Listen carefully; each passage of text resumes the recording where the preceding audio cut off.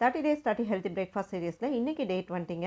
நிறைய protein, fibre, iron, calcium எல்லாமே இருக்கக்கூடிய ரொம்ப ஹெல்த்தியான வெள்ளை சோளம் யூஸ் பண்ணி உப்புமா தாங்க பண்ண போகிறோம். ரொம்ப சிம்பிளான ரெசிபி, செய்முறை பார்த்தலாம். இதுக்கு 1 கப் அளவுக்கு வெள்ளை சோளம் எடுத்திருக்கேன். தண்ணி சேர்த்து 2 டைம் நல்லா வாஷ் பண்ணிவிட்டு நல்ல தண்ணி சேர்த்து இதை ஊற வச்சுருக்கேன்.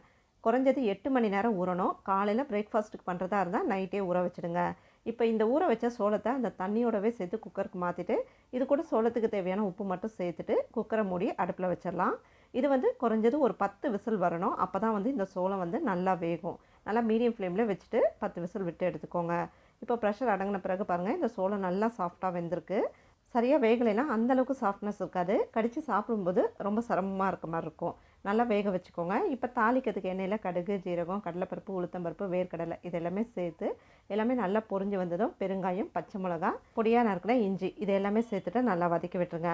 அடுத்து நல்லா சன்னமாக நறுக்கின ஒரு பெரிய வெங்காயத்தை சேர்த்துட்டு நல்லா 2 நிமிஷம் வதக்கி சாஃப்டானதும் நம்ம வேக வச்சு அந்த சோளத்தை சேர்த்துட்டு தேவைப்பட்ட உப்பு, மஞ்சள் தூள் இது 2யும் சேர்த்துட்டு நல்லா ஒரு தடவை கலந்து விட்டுட்டு ஸ்டவ்வை சிம்மில் வச்சுட்டு மூடி வச்சுருங்க. ஒரு 2லேருந்து 3 நிமிஷம் இப்படியே வேகட்டும். அதுக்கப்புறம் ஓப்பன் பண்ணிட்டு இது கூட ஒரு எலுமிச்சைப்பழ சாறை பிழிஞ்சு விட்டுக்கோங்க.